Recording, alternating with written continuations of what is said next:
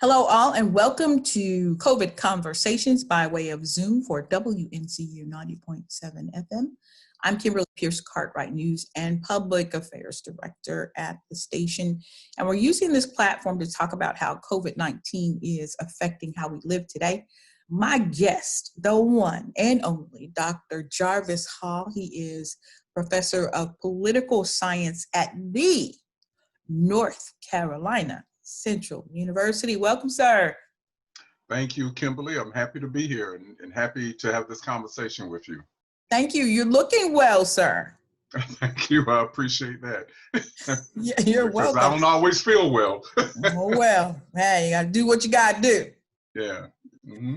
Okay, today we're talking about voting during COVID-19. And as if it wasn't enough that there was a vote coming up and we all had to consider going to the polls, there is a pandemic that's lurking. And I want you to talk about for me, please, how you perceive the landscape of voting will be as we prepare to go to the polls in November. Well, the first thing, since we are a little less than 100 days until the election, we have to look at the campaigns, and the campaigns are certainly different. You can't have the press the flesh kinds of things that you normally do in a normal campaign. So campaigns have had to adjust. Some are well resourced and they're able to use other ways to engage the voters, to talk to voters, to provide information about themselves to voters. And so whoever, which the campaigns that are able to do that better will be in a better position, to get their voters out. And so, first of all, you have to look at, as I said, how campaigns have changed. And then the second thing, of course, is the vote itself. Will people feel safe when they go to the polls? Will there be other ways to cast their ballots that North Carolina has had in the past, but hasn't used at the levels that other states may use them, like our and other states. And of course, here I'm talking about voting by mail. And then the other question is, will people feel safe if they vote in person? We will still have the early voting period, and of course, we'll have election day. And what we have to make sure is that, one, there are enough voting sites for people to cast their ballots, but also making sure that they are safe enough and secure enough that people feel safe going out to them and participating in democracy as citizens. And so many variables to consider, people thinking about their safety, election officials thinking about safety as well. I guess the vote count by mail, so many things up in the air. I want to talk just a little bit about suppression of the Black vote. And after the Civil War, there was a poll tax. And then as history progressed, there were literacy requirements, there was violence, and just so many tactics to suppress the Black vote. In 2020, what are African Americans up against going to the polls outside of COVID-19? Well, just a little historical context. Anytime there has been an advancement in the franchise, expanding the franchise to groups that have been outside the franchise, there's always a backlash where people try to limit, dilute, or suppress the vote of a particular group to gain a political advantage.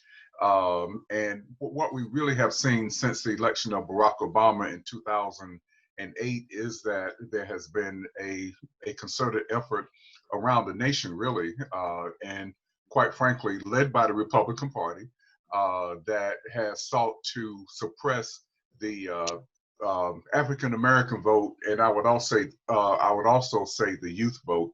And a lot of that has to do with the important role that those populations played in terms of the election of Barack Obama. So what we see around the country are voter ID laws that have been passed, and we had a constitutional amendment passed here in North Carolina a couple of years ago, but that has been enjoined by the courts, and so it would not be in effect for this election, but it is something that is still in our Constitution as a result of it being on the ballot just a couple of years ago or so. But again, it has been enjoined, and so that voter ID requirement is not there. But for but it is in effect in other states. Here in North Carolina, I think what we have to be concerned about is misinformation, misguidance about what to do and when to do it, making sure that people understand that they have um, uh, other ways to cast their ballots other than in person. And so the flow of information is very important. So um, campaigns as well as other groups that are involved in the mobilization of voters have to play a very important role in informing the voters, but giving them good, solid information about what's going on and when it is happening, where the polling sites are, what you need or don't need in order to cast your vote, um, what rights you have as a voter when you show up during the early voting period as well as election day. And so there are mechanisms in place that are there to help voters to understand what their rights are and to get the best information possible. So vote by mail, this is nothing new, but what do you think are going to be some of the challenges for vote by mail, and how do you feel it can work? Well, one is getting used to it because even though we have certainly had mail-in absentee ballots for decades now, really, um, most of the voters who cast a vote actually do it in person, either during the early voting period or on election day itself. And so just getting used to this notion of receiving the ballot, um, filling out the ballot and making sure it is returned. There have been uh, efforts I know to expand where voters can return their ballots. I don't think any final decisions have been made. And what I mean by that is not only to the regular post offices and mailboxes that you see lining our streets, but also creating special drop boxes where people can drop in their ballots. And so that those kinds of efforts to provide more opportunities for people to cast their ballots. As I said, just getting used to that. There's some anecdotal data as well as some um, quantifiable data that would suggest that African Americans are more leery of mail-in ballots as opposed to in-person voting. The question if it's is it lost in the mail? Will it be counted? Will it be thrown away when it actually gets to the Board of Elections? And so there's the trust factor too in terms of mail-in voting. And again, it's not something that has been used at huge levels here in North Carolina. So what about the notions of corruption in that process, and how much on should we be? We just have to make sure that we have monitors where they can legally be doing the uh, voting period after the ballots have been cast, either at the Board of Elections or other places where canvassing may be happening after the election. And so the need for other groups to exercise due diligence will be enhanced in this election. And so, yeah, we have to play a role to make sure that our democracy and our basic voting rights are protected. And so groups like we may have on campus, groups like Democracy North Carolina, groups that have played a very major role in terms of helping to expand the franchise and educating voters about the franchise. Also, we have to make sure that the process is done correctly. And what I mean by that is voters may apply for an absentee ballot. The number of outside signatures that they have to have in order to request that outside ballot has been lowered from 2 to 1. But they have to make sure that the proper signatures are there. They have to make sure they sign it after they have actually voted. And just remember to put it into either the drop boxes or into the mail. So we just have to be diligent to protect our own rights and for groups to help to protect the rights of a larger number of voters. So what are some of the key issues that Black people should consider before they go to the polls to vote in November? Well, you always look at quality of life issues.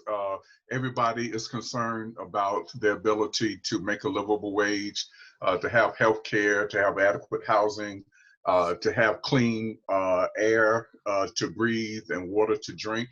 But of course, we have these other issues that have dominated the headlines.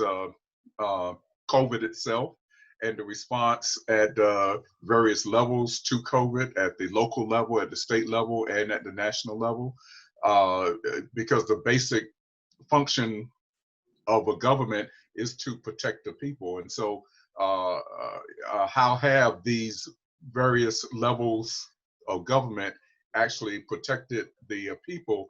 And of course, all of that is related to the functioning of the economy. A lot of people have lost jobs, and therefore their ability to pay rent, and to pay their bills. And so people are going to look in their pocketbooks. But as I said, COVID, as well as police the behavior, and of course, in particular, the police brutality and the killing of unarmed Black men. Unfortunately, what happened to Mr. George Ford in Minneapolis has sparked an amazing level of attention to issues that African Americans have been talking about for years. It's interesting to see how the mantra of Black Lives Matter is on the lips of so many people now. And so those are the kinds of issues too. What will be done in order to make sure that policing is done in a fair and equitable way, and is done in a way that doesn't lead to the unnecessary deaths of African American and brown men and women. So how much of a force is the Black vote in the equation for voting in November, specifically in North Carolina? And then is the Black vote a unified vote? Is that something that you can talk about as a particular block? It's what you have to look at is the what the electorate looks like and the proportion that different groups make up with respect to the electorate. And what I mean by that is in 2008, when Barack Obama was elected, what we saw is quote unquote overperformance by African American voters and young voters. And what I mean by overperformance is that compared to past elections, they overperformed. Now, I would look at that same data and say there's been underperformance when you look at still the turnout rates are 50% and 60%. We need to get into the 70 and 80% range. That would be overperformance as far as I'm concerned. But because they overperformed in those elections, there's always the potential that African Americans and the youth vote will also overperform in this election, and so that makes it very important. I think that in many instances, too much attention is paid to suburban voters.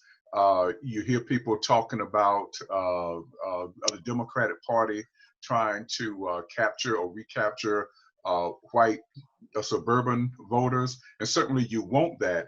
But what is a great potential in North Carolina as well as other places is the untapped African American vote, because you have to look at the number of African Americans who are eligible to vote who still don't vote. And so if you look at that, the potential for African Americans to provide the margin of victory in races up and down the ballot is really tremendous. But potential, is it a no vote if people don't go out to the polls? So what is it that you think that would really motivate people to come out? I know that November is going to be probably like no other election that we've had, but to get African Americans to truly participate in the process. Sometimes when we get simplistic about American elections, we say that either voters vote their hopes or their fears, and both of those are very powerful motivators for people to vote. If they're voting their hopes, they're looking at the potential candidates or political parties that can bring real change to the quality of life of their communities. If they're voting their fears, they are voting against something. It's something that they are afraid of. I think in this election, when we look at the top of the ticket, quite frankly, that when the performance of our current president will motivate a lot of people to come out and vote who perhaps did not vote in 2016, but who may have voted in 2008, sort of dropped off a little bit in 2012, and really dropped off in 2016. And so I think that because of what has been going on and the mobilization in the streets, and especially again by young people and people of color, that we are going to see a great mobilization of what I call hyper-mobilization of these populations. And you asked the question about whether African Americans are Black. For the most part, politically, we are not the same in any way. We are heterogeneous in many things in our thoughts and the kinds of things that we do. But at the same time, there's this notion of a linked fate, that African Americans still have a strong sense of group consciousness and community. And when you look at the fact that when it comes down to choices in American politics, it's usually binary. You only have two choices, and either the Democratic Party or the Republican Party. And because of that, creates a situation where African Americans, either vote for this guy who you're not sure about in terms of race relations, or this woman who is good on race relations. And so because we only have binary choices, it creates the appearance that there is a block, but there are some differences within the African American community, but from a political perspective, when they cast a vote for either that one person over here or one person over there, it looks as if there may be some block voting there. Okay.